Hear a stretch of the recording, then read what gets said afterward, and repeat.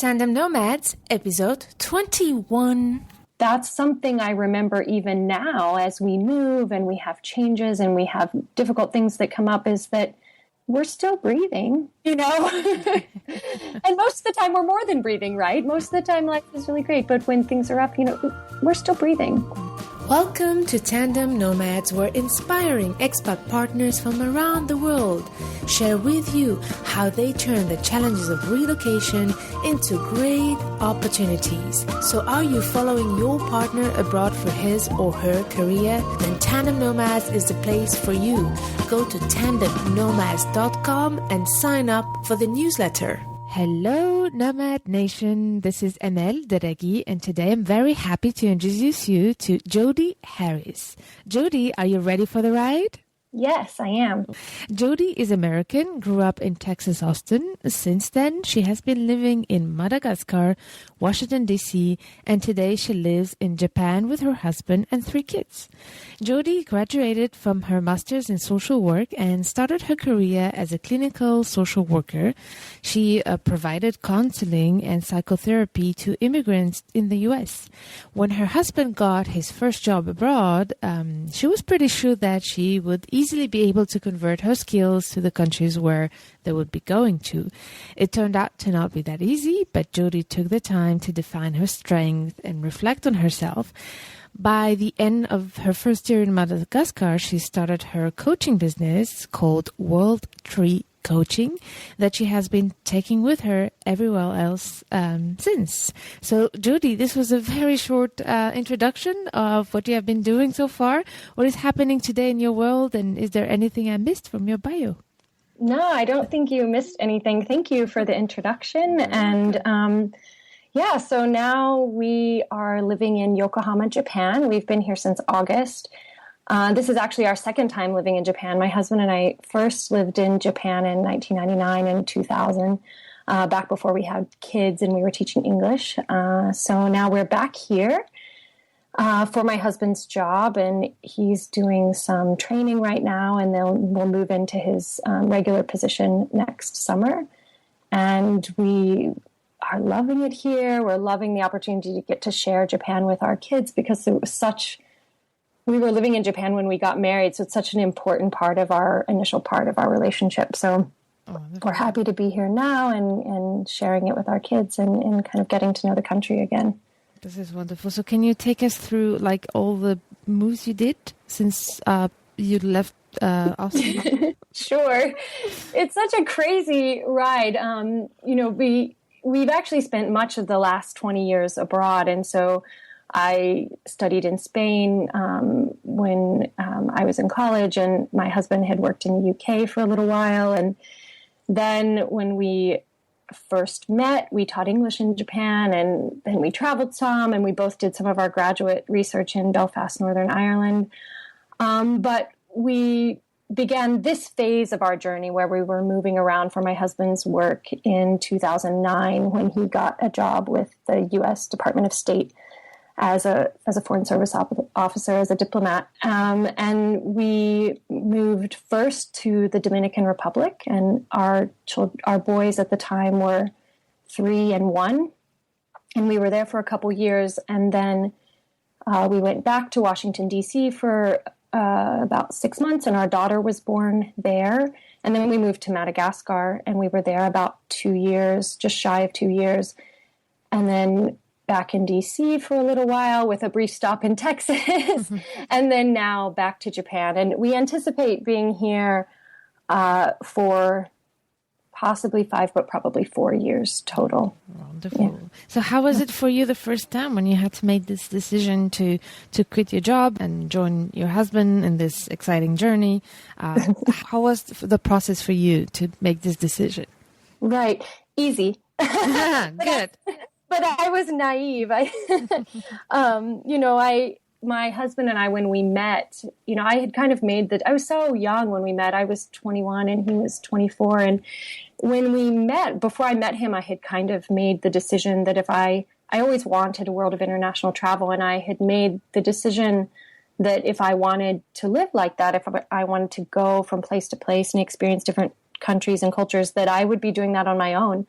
And even, the guy that I had been dating in college told me that. He was like, well, you have fun, but I'll never go with you, which was a good thing because he didn't turn out to be the right person for me. But, and then when I met my husband and he, within a few days of meeting him, and he shared kind of his interest in international travel and the time that he'd spent abroad. And in a lot of ways, it was like coming home to someone who really understood how important that was and how it wasn't just a choice. It was something I have always felt called to do.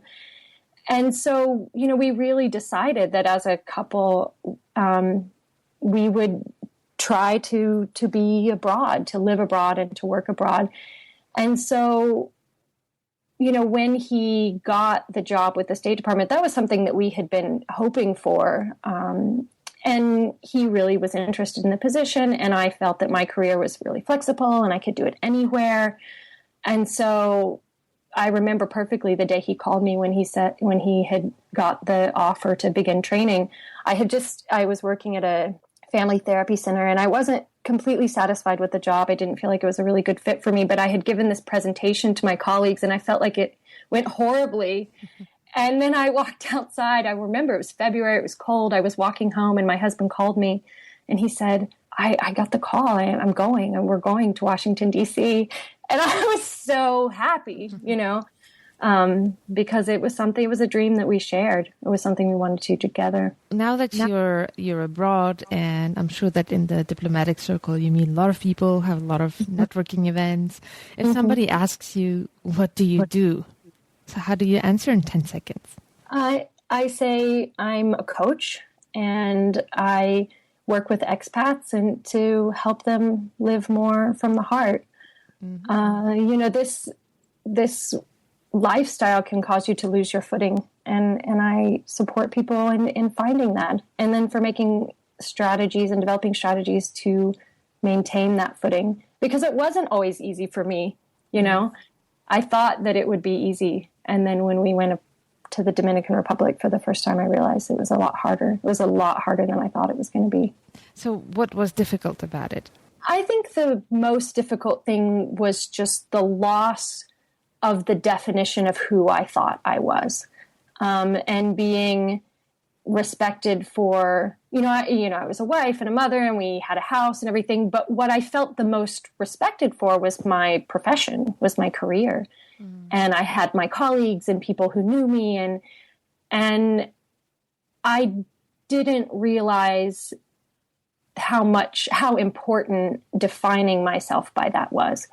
And so when I had to give it up, I remember driving in the car one day. We had probably been in the Dominican Republic a few months and just crying to my husband saying, I don't bake bread. But all I had been doing for like a week was figuring out how to make the best tortillas. Like, being from Texas, we eat a lot of tacos. I was always practicing making tortillas and they would fail. And one time I made them and this guy told me, this tastes like pita bread. And I was just like, but this isn't what I do. And so how did you go through that phase? How did you were trying to basically build your identity outside the household and build a source of accomplishment for yourself and fulfillment. How did you manage to make that switch? I think I really, in the end, lucked out in the Dominican Republic. I was looking for work and I happened to see a position that was listed with the Peace Corps, and the job description was perfect for me. And in fact, in many ways, it was my dream job. I would be working as a program coordinator, working with Peace Corps volunteers who had social work training in the U.S., either bachelor's degrees or master's degrees in social work, and supervising them and providing trainings for them and their colleagues in their organizations out in the community. And I applied for it, and it was a local hire position. So it meant, making a lot less money than I had been accustomed to making. Not that I ever made a lot, but it was a significant pay cut.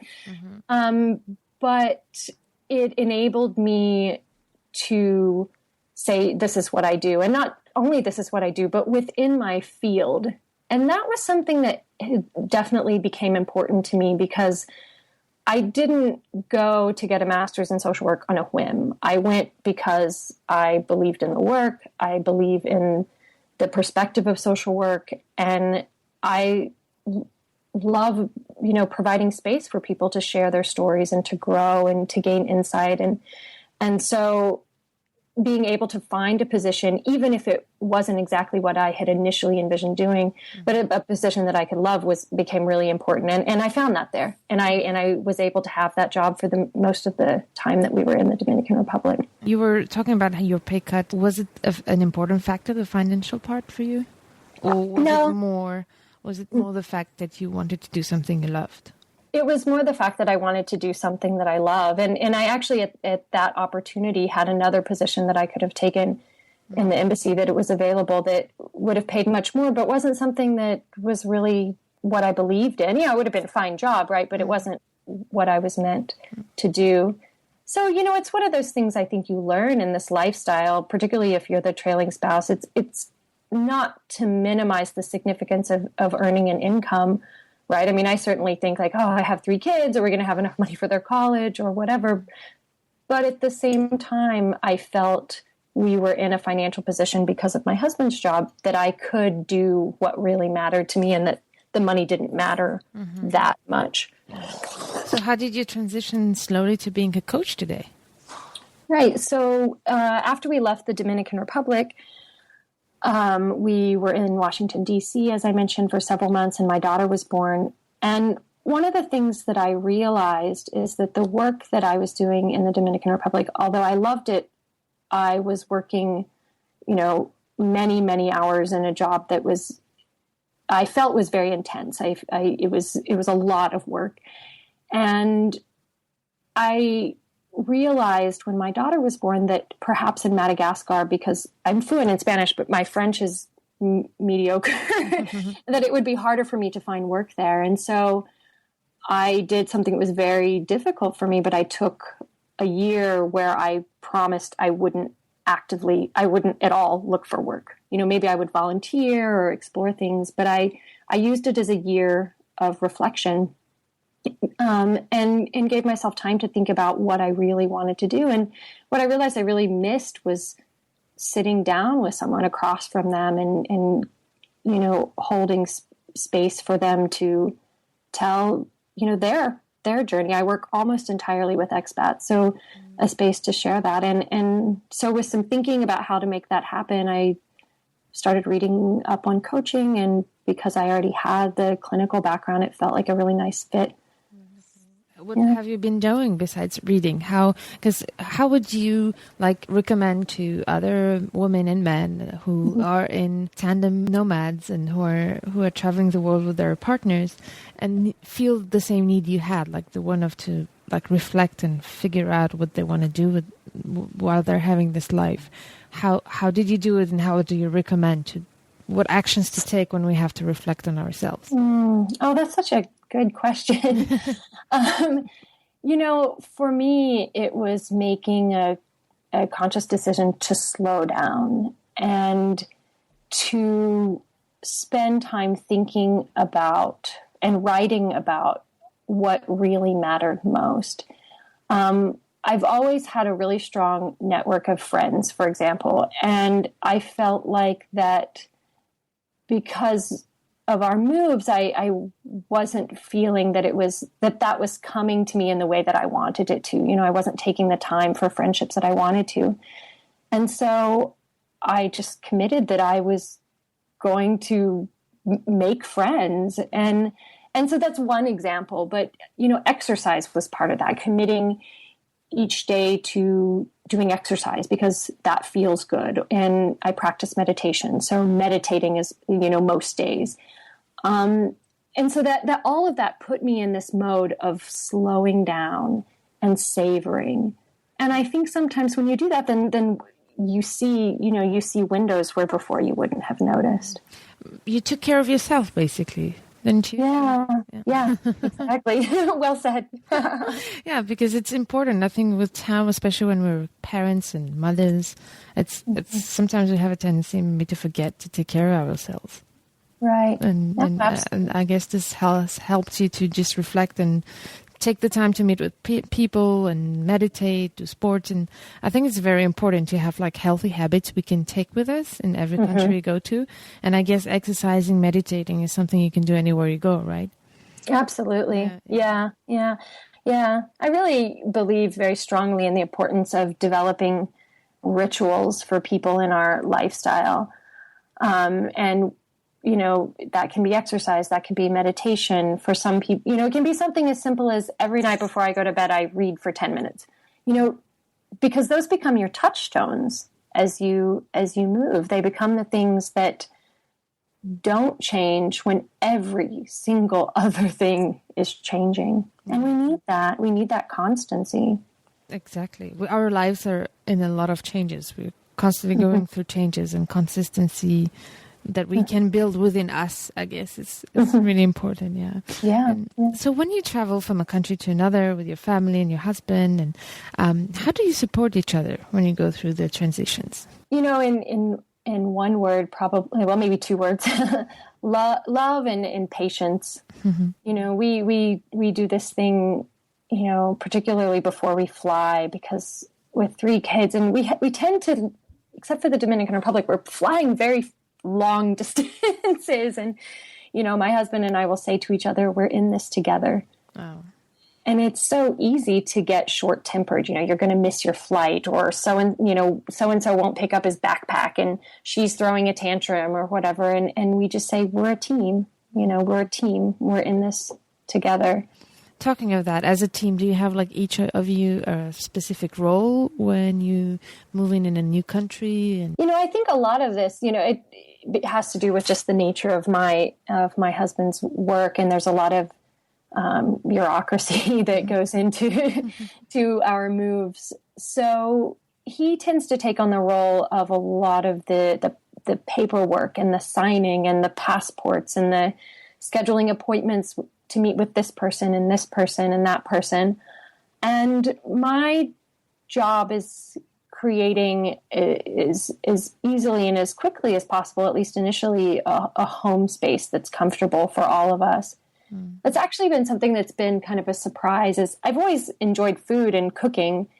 And I realize when I say this, I feel I run this risk of sounding of a stereotype of you know, a wife in the kitchen cooking, but it's become something for me that brings me great joy.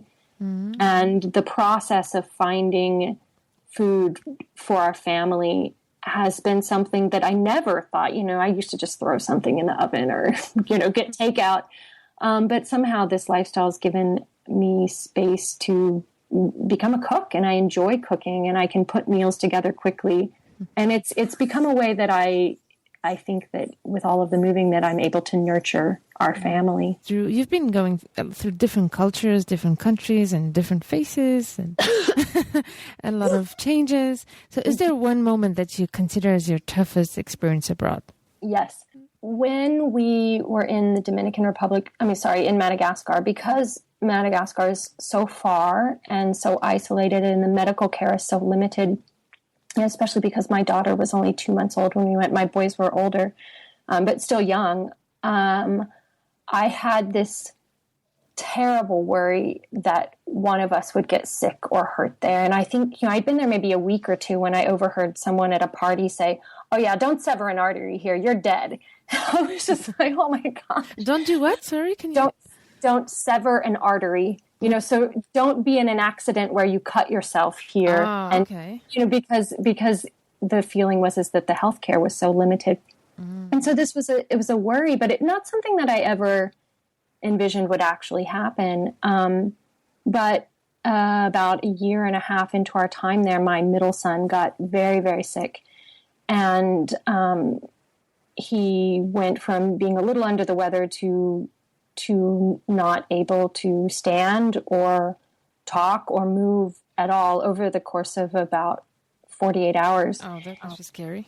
It was by far the most frightening thing I've experienced abroad. And luckily we had a very good doctor at the embassy, and we called him, and even over the phone, he diagnosed him. He said he's in DKA, which is diabetic ketoacidosis. He was an undiagnosed type 1 diabetic. Oh. And so he and I had to leave Madagascar immediately. And everything, we left my husband and my older son and my daughter, and we left everything, our dog, and we flew to South Africa. And, it was something that I never, if I had envisioned, in the couple years before, if I would be able to handle something like that, I would have said, oh no, I'd be a wreck. But it was actually, it remains to this day and forever, the biggest learning experience I've had about not just this lifestyle, but about life in general. Mm-hmm. What did you learn about it, actually? What was the learning part about this? Because it's such a strong life experience and stressful. How can you prevent this and learn about it? Right. Well, you can't prevent difficult things happening, sure. First of all, right? And that to me is a learning experience. That you can be careful and you can be mindful and you can be cautious, but you actually have to live. You have to take that vacation. You have to go on that trip. You have to apply for that job, because if not, then you're just at a standstill. And so what I worried about was that if something difficult happened while we were abroad, I wouldn't be able to handle it. And I don't know exactly what that meant, other than that I would just be a wreck, right? I would be crying or I would be distraught. And what I found when he got sick, and particularly in, the 12 hours or so before we were able to get an air ambulance to South Africa, was that suddenly the world became me and him and just us. And it was one breath and then the next breath and then the next breath. And everything else fell away. And that's something I remember even now as we move and we have changes and we have difficult things that come up, is that we're still breathing, And most of the time we're more than breathing, right? Most of the time life is really great. But when things are rough, we're still breathing. Yeah, definitely. So you went to South Africa and you moved there, or how did you manage it? Because concretely, I'm interested to know, when the crisis situation happens like this, how do you go through the process of making the right decisions of where to go, what to do, who to call? Can you take us to that? I think that could be quite helpful for the people who might go through this. Yeah, absolutely. And, it's different depending on, different situation, of course. But in our case, he and I were evacuated via air ambulance to South Africa, and he went immediately into the hospital in South Africa. And the level of care there was exceptional, comparable to US or Europe or whatever. It was exceptional healthcare. And the doctors knew exactly what they were doing. And so he was in the hospital there for a few days. And then my husband and I had to figure out what to do, because he was in Madagascar with our other two children. And so, one option was for my husband to leave his job in Madagascar and for him to be reassigned to Washington, D.C., and we would all go back to Washington, D.C. Another option was for my husband to go back with us temporarily and then return to Madagascar and finish out his assignment, which at the time he had a remaining 5 months. Mm-hmm. And because my husband had a lot of vacation time, he was actually able to take a month of vacation. And so he accompanied the kids and I back. We went to Austin, where my parents are. We went to Austin and, kind of got things sorted. There's a big learning curve with type 1 diabetes. And so for us all to learn, all of the things we needed to know about his care. And then my husband went back to Madagascar. So we were separated in the end for about 3.5 months. Mm-hmm. which was difficult, but many people do much longer separations in much more challenging situations, I think. So for us, it became a financial decision. It would have been, we felt, a significant financial burden to be reassigned to Washington, D.C. And also we knew that we had an ongoing assignment to Japan. So we felt like, this is something we can do. We can spend these few months apart. Mm-hmm. And luckily I had the help of my parents. So I was there with the kids. Yeah. And after those 3 months, you went to Japan? After those 3 months, we went to Washington, D.C., where my husband did a year of training, and then we went here. Yeah. Okay. And so you've been encountering a lot of different cultures than yours. Is there one particular moment when you experienced a major culture shock or a cultural misunderstanding? I think the first time that I lived in Japan, when my husband were here and I were here in 1999 and 2000, we were teaching English in kind of a rural area of Japan, was by far the biggest culture shock related experience that I had. I felt like this giant person. I'm not a big person, but I just felt bigger than the space that was provided, louder and taller. And, actually my husband's 6'4", so he actually has to duck to go through doorways here. And so I just felt I was always wearing the wrong shoes, or I was always saying the wrong thing, or because I was the youngest woman in the office, I was supposed to make the tea for everyone. But I just couldn't bring myself, to be the one who made the tea.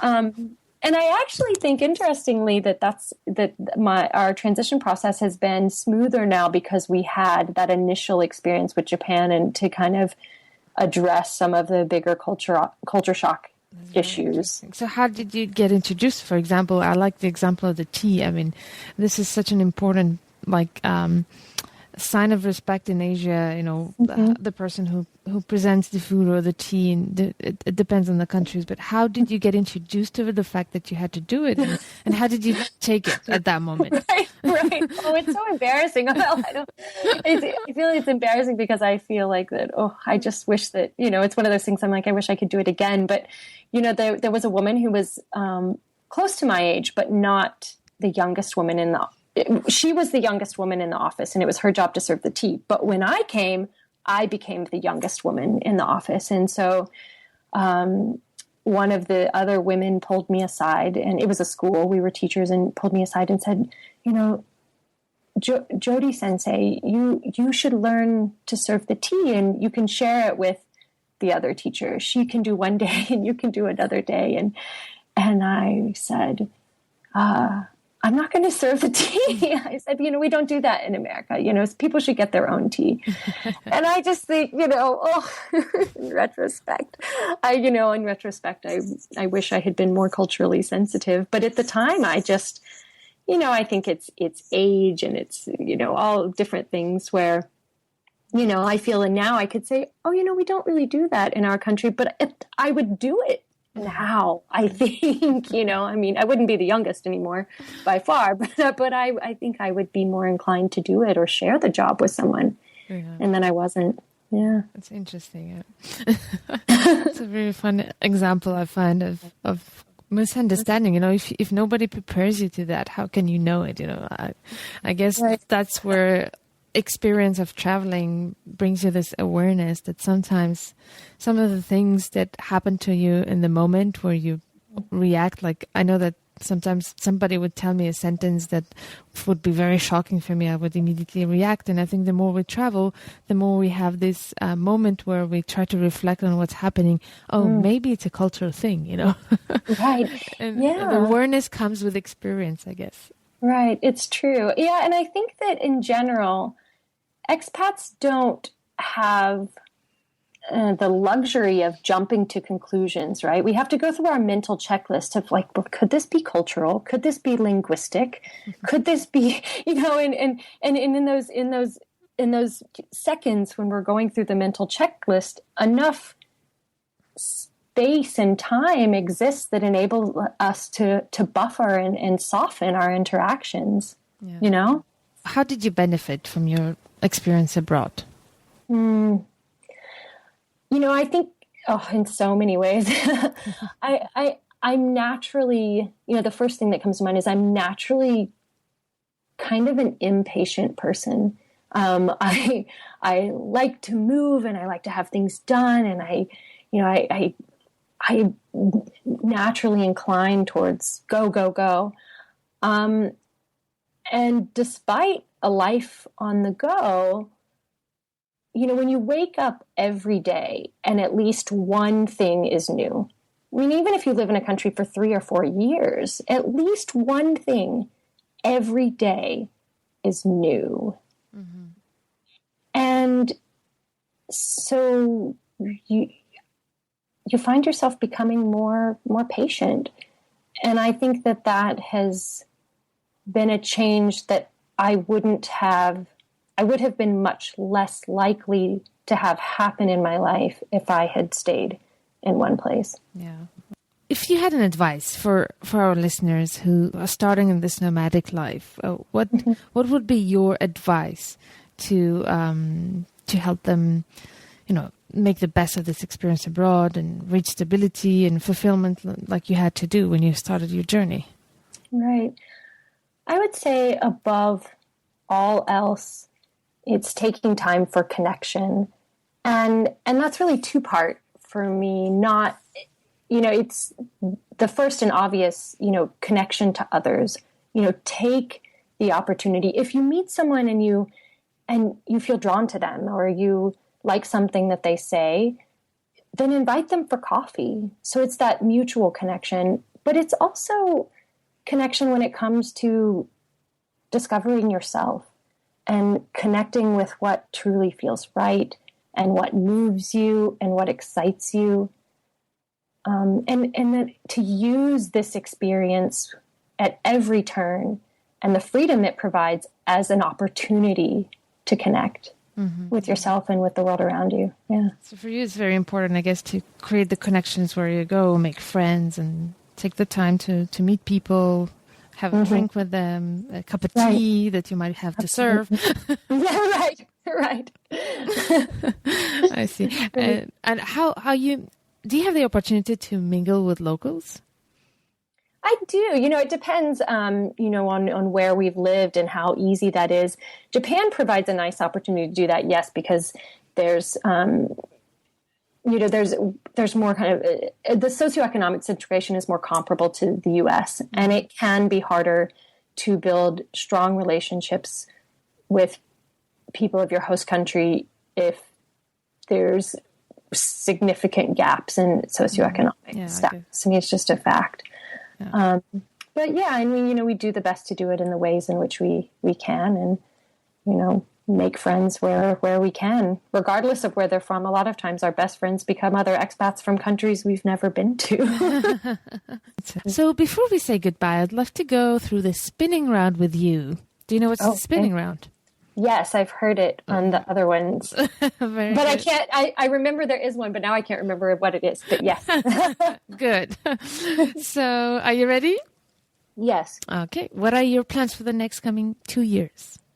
The next coming 2 years, continue to do fun things with my family, travel in Japan, and see places in Japan I've never seen, make new friends, and nurture the relationships with my friends and family that I already have, and to build World Tree, to make it a business that continues to be something that brings me joy and connection with others. Wonderful. Can you tell us a bit more about World Tree? Sure. So my business is World Tree Coaching, life coaching for expats. And I provide support services for expats, and do one-on-one coaching. And one of my favorite programs that I do is a mantra builder program, and it's 3 sessions where I work with people to develop a personal mantra. And I do that individually and in group format. And I'm also a writer, so I'm the author of the Expat Activity Book, which is a book of exercises, personal development exercises for expats. And that's based on my experience working as a coach, but also working as a therapist for immigrants. And I write articles for magazines and for my blog. Is there an internet resource like Skype that you found useful in your nomadic life? Mm-hmm. Well, of course, Skype and FaceTime. Facebook gets a bad rap, but I can't imagine not having it, to be honest. And Instagram for sharing photos. Okay. And yeah. Okay. You mentioned your book. I would love to put the link on our page, the show note page of this episode. Okay. What is the title of your book? The full title is The Expat Activity Book, 20 Personal Development Exercises for Gaining Insight and Maximizing Your Potential Wherever You Are. Wonderful. And is there another book you would recommend for tandem nomads? My all-time favorite book that I think is a great fit for expats is John Kabat-Zinn's Wherever You Go, There You Are. Wherever you go, there you are? Yes. Okay, wonderful. And what is the best way to reach you if we want to know more about you or use your services? Mm-hmm. You can email me at jodi@worldtreecoaching.com or find me on Facebook or Twitter at WorldTreeCoach. Great. Nomad Nation, you will find all this information on the show notes page of this episode. And Jodi, I really want to thank you for sharing your experience here. You have a very inspiring story, and thank you so much. Thank you, Amel. It was a lot of fun. If you are an expat partner traveling and moving from a country to another with your family, and if you would like to join and chat and communicate with other expat partners around the world and support each other in the challenges of relocation, then I highly invite you to join us on Facebook in the private Facebook group. You just have to go to facebook.com, search for Tandem Nomads. You will find the Facebook page. I invite you to like it, and you will also find the Tandem Nomads Facebook group. Go to facebook.com and join the Facebook group Tandem Nomads.